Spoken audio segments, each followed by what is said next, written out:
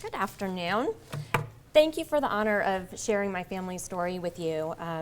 As Jack said, I'm the mom of 2 kids that go to the Walker School. I've got Ethan, who is in the 7th grade, and Allie, who is in the 4th grade.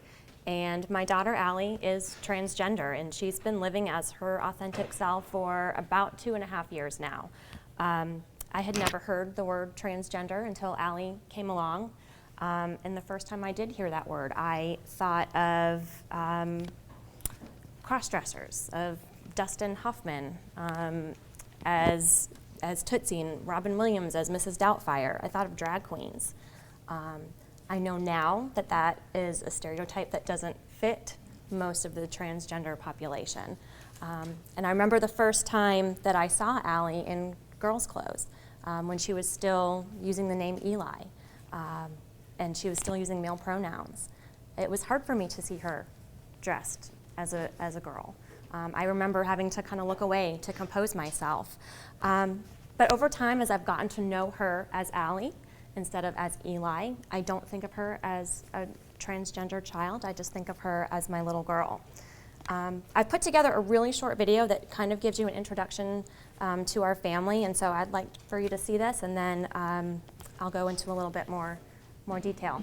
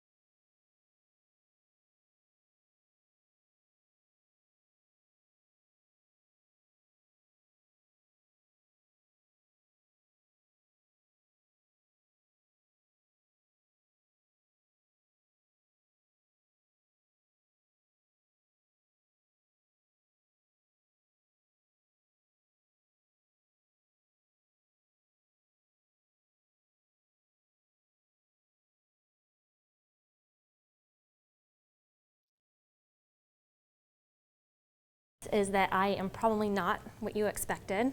I'm guessing my family is probably not what you expected. We are really just a normal, loving family that is living in an unorthodox situation. It was never my intention to kind of bring a controversial issue to the forefront of our conservative community, but here we are. Before I go any further, I want to explain that my daughter uses the name Allie in female pronouns exclusively. In fact, Allie is now her legal name. But for purposes of kind of giving you a visual idea of our journey, I'm going to use the name Eli and use male pronouns until I get to the point in the story where she's actually using her preferred name. It's uncomfortable for me to do that. We don't do that at home. I might slip up. If she was here, I certainly wouldn't do it. But I just wanted to kind of let you know that. And then I usually, when I do these sort of discussions, I usually have the whole hour to myself. So I'm going to go fast, and I'm going to leave out some details, but I'm going to kind of give you as brief of an overview as I possibly can and still be effective. Something people ask me all the time is, when did you know? When did you know you had a transgender child? And the truth is, there was no moment that I knew. It was a very organic, very slow process. Looking back, I can kind of pinpoint now the clues that my child was giving me, but I didn't realize that they were clues until now I have the gift of hindsight. But the first time I can remember, my earliest memory is when I was at the store with Eli, and he saw a doll that was dressed in pink pajamas, and he asked me to buy this doll for him, and I bought the doll. I didn't really think anything of it. And then on his third birthday, he asked for pink cupcakes. I asked what color frosting he wanted on his cupcakes for his party, and he said pink. Still didn't think anything of it. He had a Thomas the Train party that year, and Thomas was really the closest boy's toy that he liked. But his favorite train was Rosie, which I don't know how familiar you are with Thomas, but Rosie is the pink train. Still didn't really clue in. And then we found ourselves in the hospital with Eli for a week with salmonella poisoning, and he was really, really sick.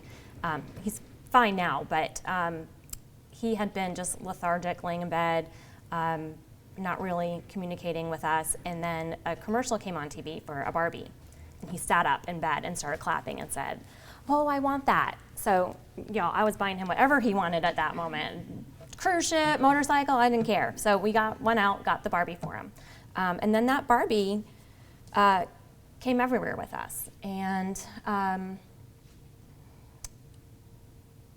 it wasn't easy for him to have a Barbie. We would go out and people would make comments. They would point, they would laugh.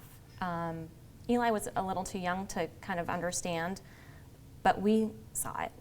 And some days when we were not feeling brave, we asked Eli to leave his Barbie in the car.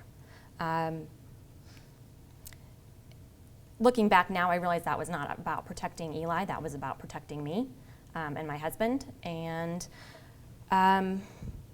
we thought about what kind of message that was sending to both our kids, to my son Ethan also. What were we teaching him by doing that? And so we stopped asking to leave Eli to leave Barbie in the car. We stopped asking, and we started having conversations with our kids about the importance of being who you are. I remember both my kids got superhero capes one Christmas from a close family friend, and Ethan wore his around his neck like a superhero. Eli wore his around his waist like a skirt, or around his head like hair. We were at a store one day, and Eli saw a pair of girls' pajamas that he wanted, and he asked if I would buy them. And I did, because if Ethan had asked me for a pair of pajamas, I would have bought those for Ethan. And they were very, very girly girls' pajamas. And those pajamas were the ones he wanted to wear every night. So I was finding myself washing them every day. And eventually I got tired of that, so I just bought a whole bunch of pairs of girls' pajamas. And slowly, the boys' pajamas got pushed to the back of the drawer. one day after school, when I picked Eli up, this was in pre-K, he said he wanted to go home and take a nap. And he had not napped in like a year. So I'm thinking, oh, he must be coming down with something. Bring him home, go upstairs, pull back the covers, and he's like, wait, I gotta get my pajamas on first. He puts his girl's pajamas on, gets into bed. Well, I leave the room, and I'm feeling like something's weird. And I hear the light flip on, and I hear him tearing around the room. So I go in, and I said, what are you doing? And he said, oh, I'm done with my nap. And I said, you didn't really nap. And he said, well, I'm not tired. And I said, all right, well, get dressed, come back downstairs. And he's like, no, I'm just gonna leave these pajamas on. And then I said, did you just tell me that you wanted to take a nap so you could put those girls' pajamas on? And he said, yes. And I said, what if we went to Target and I bought you some girls' clothes that you could wear during the day? And his eyes lit up, and he said, we can do that? Can we go right now?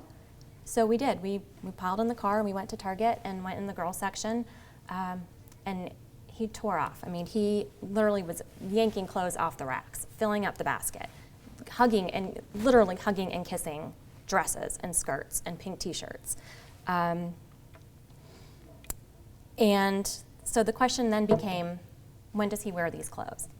And of course, as soon as we got home that afternoon, he changed into one of his girls' outfits.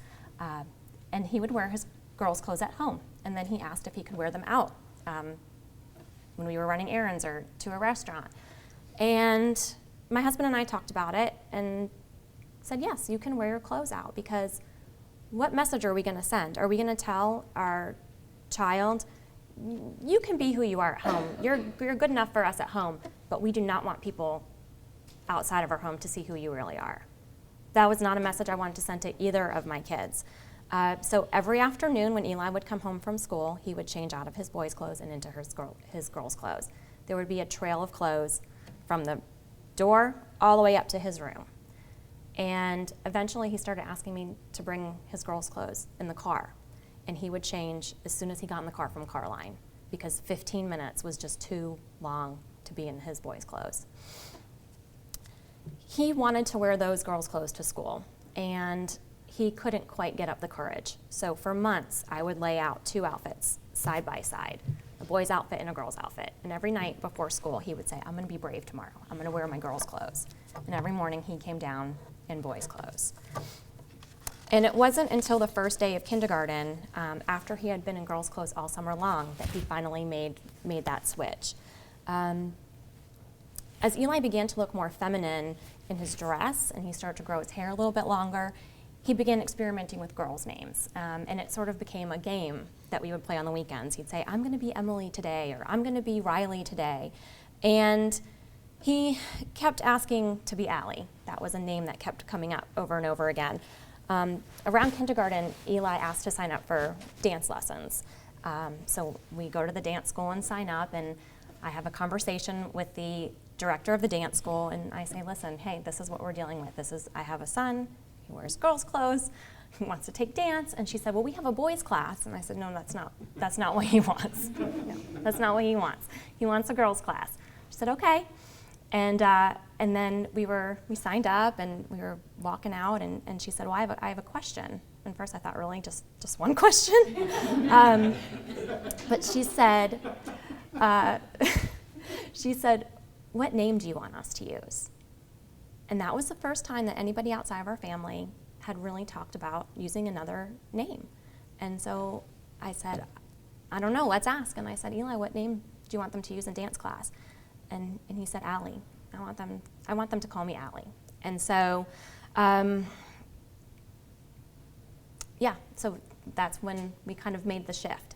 And we made the shift at school. And it was interesting because once we started using the name Allie, and once Allie was dressing in her girls' clothes at school, something very interesting in our home happened. Allie had been throwing tantrums 4, 5, 6 times a day. Those stopped. And we enjoyed a lull for a little bit. Allie had been using the nurse's bathroom at school, and it was a good kind of way for us to wade into the deep end. And Eventually she began having accidents at school, and she didn't want to use the nurse's bathroom anymore because she didn't want to be with the sick kids, which I understood. And she began avoiding the bathroom. And I realized that the bathroom wasn't just about where you use the bathroom. It was more of an affirmation that other people saw her for the way that she already saw herself. It took some time for me to understand that it wasn't about playing with girls' clothes or playing with girls' toys or wearing girls' clothes. It wasn't about acting like a girl, it was about being a girl. And people say things like, oh, this must be so hard for you. It's not hard for me to have a transgender child. It's not hard for me to love my child. She's very lovable. It's not hard for me, it wasn't hard for me to accept having a daughter after having 2 sons. That also wasn't hard. What's hard for me to accept is that other people find it hard to accept her, that people think there's something wrong with her, or that even I broke her, that's something I did in my parenting that made her be less than. That's what's hard for me. So I decided long ago that I was going to teach her how to navigate a world where she might not always be accepted for who she is. It's not about the clothes that she's wearing it's not that they just make her happy, they make her capable to exist in the world. And I kind of liken it to, think about if you showed up at this meeting in like your rattiest sweatshirt and sweatpants. You would be really uncomfortable. And you would probably have a hard time staying focused on what everybody was talking about.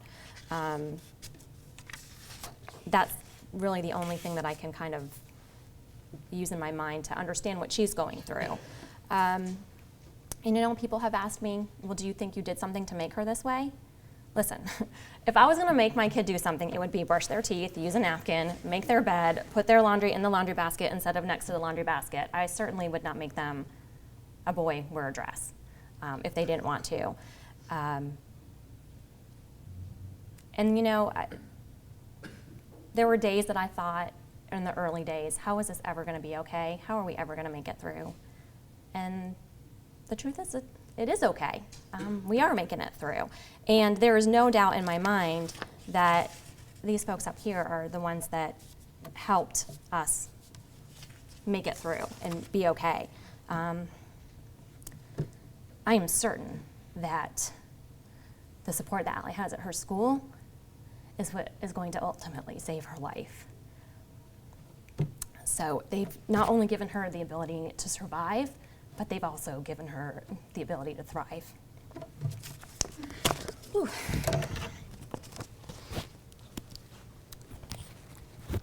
I almost made it through. Yeah. You did good. All right. I'm Julia Stoll. I'm the preschool counselor at Walker, which is kind of a unique thing. I see another colleague back in the back, but not many independent schools, not many schools in general have a preschool counselor, so it's kind of a really amazing piece of the puzzle, and one of the things that I think was really helpful in this process. One of the things, in the interest of time, I'm going to talk really fast, so I apologize. It's not because I'm nervous, but I want everybody to get a chance to chat.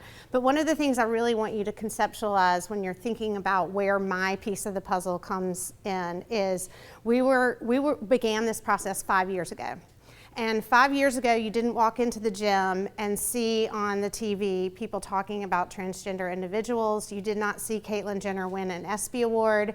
You did not see any of that. In fact, I have 2 master's degrees, one in special ed and one in counseling, both that are focused on atypical child development, and in neither of those master's degrees did I ever hear anything about gender identity, about non-conforming children, about transgender. It was not, again, as Jennifer says, until she came into my office with her child and said, this is what I'm working on, that I then had to go and educate myself on that experience. So with that in mind, that's the context of where our school was at that time too. And that's an important piece of the puzzle, because anybody that doesn't know anything has to learn it, and sometimes that's hard to learn it. And it just depends on where you are, how hard that is, and how supportive your administration and your staff is. So that's an important piece to remember, and wherever you are in your school's experience. So if Jen did a really great job of describing Allie's experience. Of course, at the time that Allie was at school with us, Allie was Eli. I too have a hard time calling Allie Eli, although I spent 2 years with Eli. So that's another component of it. I think for us, where we really realized that it was something our school needed to look at was the day that Eli, if you saw on the video, you see the wigs that she wears, and that was something she was doing at home all the time, but at school, Eli was not doing that. And one day, by accident, which I don't, Jen and I both agree that I think it probably wasn't an accident. Allie has a great way of slowly integrating other people into her experience in kind of a forced choice, but yet still like, uh-oh, kind of a way, which is amazing. And so Eli walked into school one day in preschool wearing that wig. Well, we have a dress code. And boys have to wear masculine clothes with short hair, and you don't wear anything on your head. And so that was sort of a forced choice of, wow, I think we're getting this message that this is something that needs to come to school at some point. And how are we going to do that?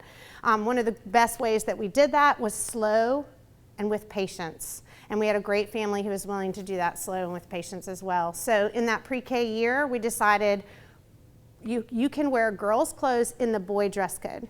So shorts, pants, shirts, shoes, all those things that have a feminine look to them that you can buy in the girls section of Target, but they're still within the boys' dress code. So no dresses or skirts at that point.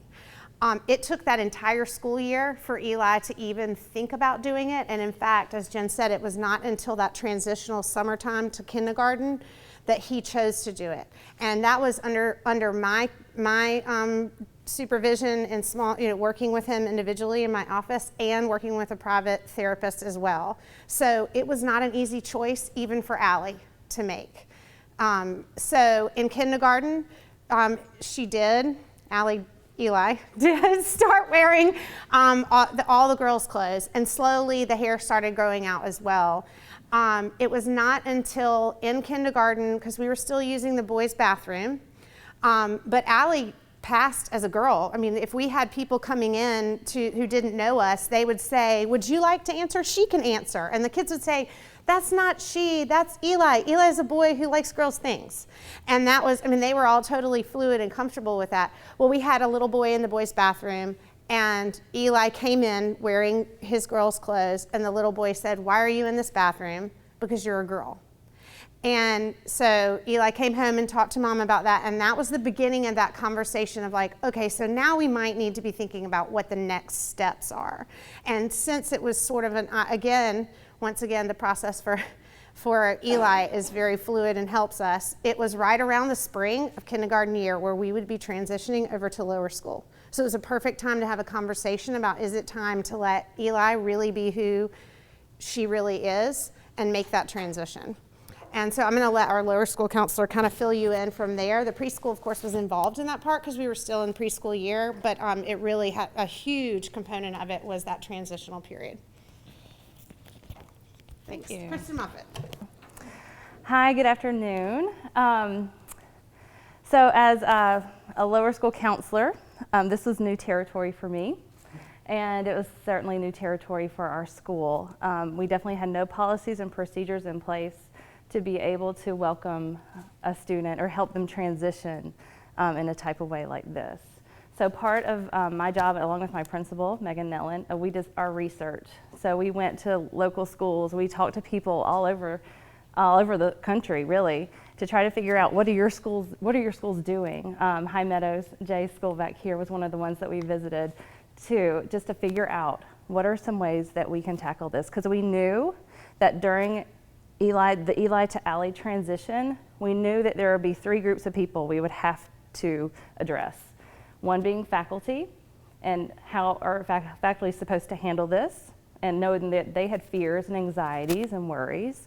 Then our parent body also, same fears, anxieties, and worries they were experiencing, just on a different level. And then we also thought about the students who knew Eli as Eli, but would walk in the first day of first grade and now be charged with calling Eli Allie and using female pronouns.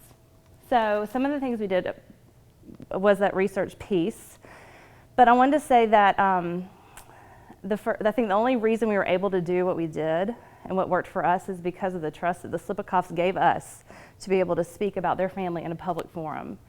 Coming from a public school at the time, that blew my mind, and Annette didn't understand how this would happen. And the one thing we asked in return, for trusting us, we said, please have grace with us. We don't know what we're doing, and we're going to mess up. So when we do, please have grace, and we're going to work this out the best that we can. So what this looked like for our school was during that spring before first grade, we had a faculty professional development. We invited a psychologist, we had a facilitator that was not from Walker, in order to provide some unbiased, at least in the presentation of not being biased one way or the other, to allow the faculty to be able to ask questions. We had a psychologist who was not involved in the LGBT community, and we had one psychologist who was there who had actually transitioned himself and now was helping lots of different kiddos in the LGBT community. So that was some really good experience for our faculty to hear and to ask questions, and we made it safe. You didn't have to ask questions publicly. You could submit it on an anonymous forum, and that way we could have a safe space. We also had a survey that the faculty completed afterwards to say, hey, if you're having a hard time saying these things in public, just what are your feelings? And so we could assess where they were. We knew the faculty was charged with having to answer some questions, and they were really nervous and really scared. They were probably, a lot of them I know were doing an internal struggle with this, not sure what this goes against what I believe, maybe this goes against what I've been taught, and figuring out where they fell in their personal journey, but also they had to figure out, how am I going to address my students?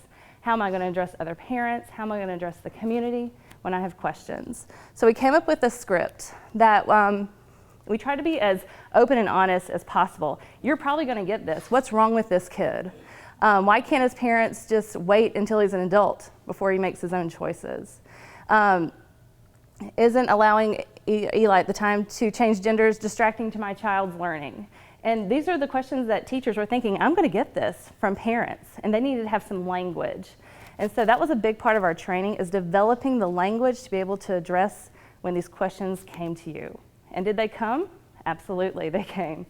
Part of our process too, in helping Eli transition to Allie, was doing some parent education too. And that took place in 2 different forums. We wanted to have an intimate group of parents, the parents of children who were in Eli's grade at the time.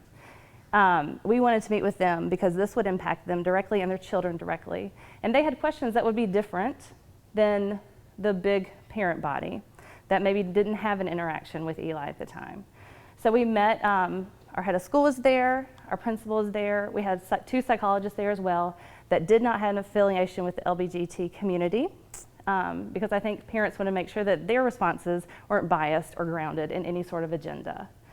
So with that being said, we had an open discussion, and we had parents ask questions, and we were honest if we didn't know the answers, and we had psychologists there to consult. And that allowed that safe space to at least find answers to what that personal parent was going through at the time. After that session ended, we had the full parent body invited to ask questions as well. And so after we met with the first grade parents, we moved to the whole school, whole lower school at the time, and did the same type of session, but allowing it to a broader group of parents. Did that solve all problems? No.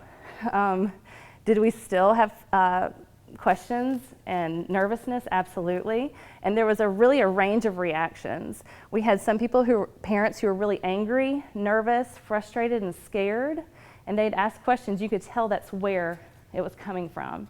And then it ranged to even some apathy in the center, like, it doesn't matter to me, I don't care, no big deal, right? We had those parents too. And then we had parents who were super, super supportive, saying, please let me know what I can do. If my child ever says anything, you tell me.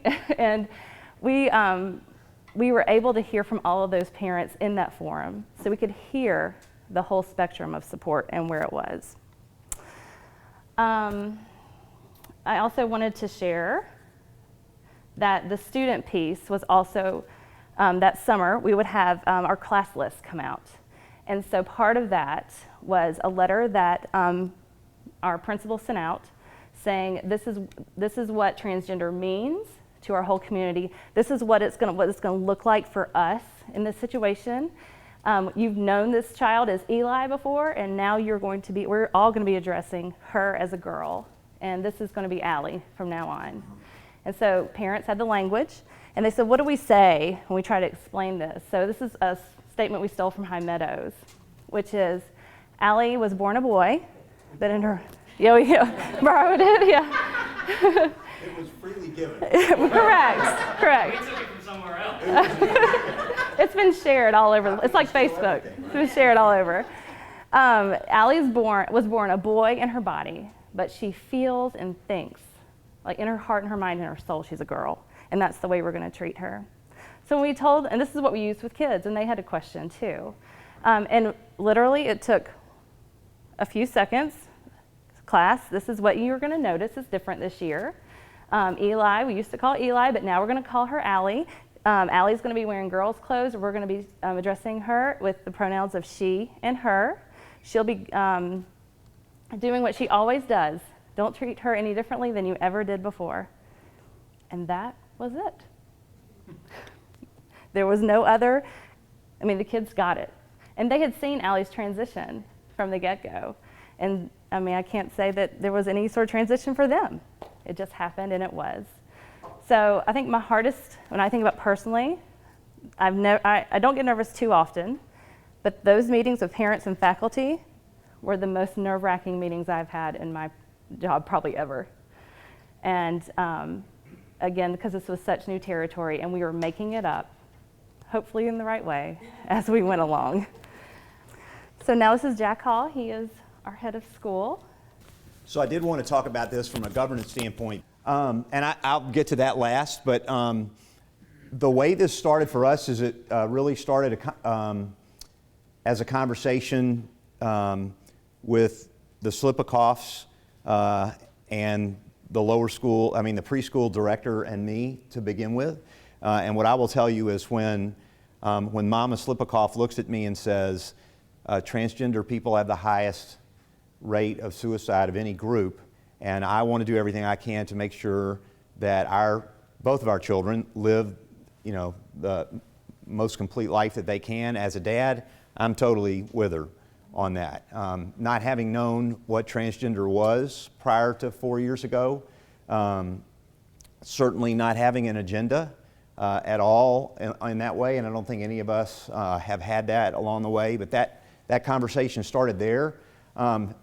In keeping with this morning's presentation, we had a millennial who was in charge of our education committee of our board, which turns out, I think, to be somewhat providential, even though some of the providential people would think that I probably shouldn't use that reference. And she was a graduate of our school, which is huge. And I think that the conversation started there when Eli was in pre-K. So we're learning at the education committee of the board, starting at that time. When we did the professional development in the preschool that Kristin referenced, the board was there. There were board members there at that professional development, which was one of the most eye-opening, riveting professional development experiences of my entire career. And we had all the administrators were there, faculty. It was very powerful. And at that time, it helped the community, the leadership in the community from a governance standpoint to say, okay, let's look at our mission, which defines us as caring and diverse. And our first core value is that we respect the infinite worth and dignity of each individual. Well, that predated all of us in governance. That infinite worth and dignity, we've been looking to see how far back it goes. It goes back into the 70s in the literature that we can find. So that's been part of our school for decades. And we are 28% students of color. The caring and diverse piece, that's part of who we are. And so we were able to look at this from a mission standpoint and say, we have a medical diagnosis of gender dysphoria. We have to honor this. This is the right thing to do in keeping with our mission and in doing the right thing for this child. And so that at that time, we felt, the board felt very comfortable with affirming the recommendation from the administrative team to allow Eli to transition to our lower school as Allie. And I will say, sort of anecdotally, we had about, I don't know, half the class that sort of said, you know, we'd like to be in the other class, not in Allie's class next year. Not really because of Allie, but mostly just because they sort of wanted to have some separation from that. That was going into first grade. Going into second grade, we had 0. The kids and the faculty, it's a totally seamless, from my perspective and from the faculty's perspective, it's been a seamless transition in the lower school. And when we started having the conversation a year ago about bathrooms, when Eli transitioned to the lower school, as Allie was on the first and second grade hall, which has a separate bathroom on that hall. And Allie used that separate bathroom during first and second grade. Going into third grade, Allie was going to be moving upstairs where there wasn't a separate bathroom, and the conversation moved along the line in the way that it has at a national level as well. And so that's continuing to take place. I will tell you, the Education Committee at some point said, can we move this to the board? And because the Education Committee, I think, wanted to deal with other things. They didn't want this to be a one-topic Education Committee. And so the Board Executive Committee started handling that, and we really looked at what was going to be the right thing to do. And I will tell you, we have a conservative board who has governed based on our mission, not based on their individual preferences. It's been very powerful to see that. And so we made the decision during the 15-16 school year that we were going to transition, when Allie went to the third grade hall, that she would be allowed to use the bathroom with the gender with which she identifies. And in hindsight, I think the one thing that I would change is that this bathroom policy letter that we sent out in June, we should have sent out in the fall, previous fall, before re-enrollment and things like that. And I'm sure that'll be one of the questions is, you know, how has this impacted, you know, admission or re-enrollment or something like that. But I think from a timing standpoint, sending that out in June, I look back on that and wish we had sent that out sooner. But, you know, the policy was based on that first core value of the infinite worth and dignity of the individual. And we were saying that that axiom of the infinite worth is true even in the midst of complicated situations, such as the way that the lower school has welcomed a transgender student into our school. While such territory was and is admittedly new for most of us, I'm proud to serve a community that respects the infinite worth and dignity of the individual. And so we put in new stalls in our bathrooms that are, they go farther down to the floor. They're only about 6 inches off the floor, and they're seamless, you know, so that it's that reveal thing that both all parents want to avoid in any kind of a situation, which I don't really identify with, having gone to boarding school, but anyway. So we did that on the third and fourth grade wing and downstairs on the fifth grade wing, because Allie goes to extended day, and that's where the extended day folks are down there as well. And so, you know, we sent this letter out in June that really the first page was was founded on the infinite worth and dignity and on our mission. And the second page outlined, if you'll move that, outlined what the policy was going to be. We were going to have individual bathrooms available for anyone who, for whatever reason, wanted to use an individual bathroom, that there would be individual bathrooms available for those students, and that we would be looking to make future adjustments in our school facilities going forward.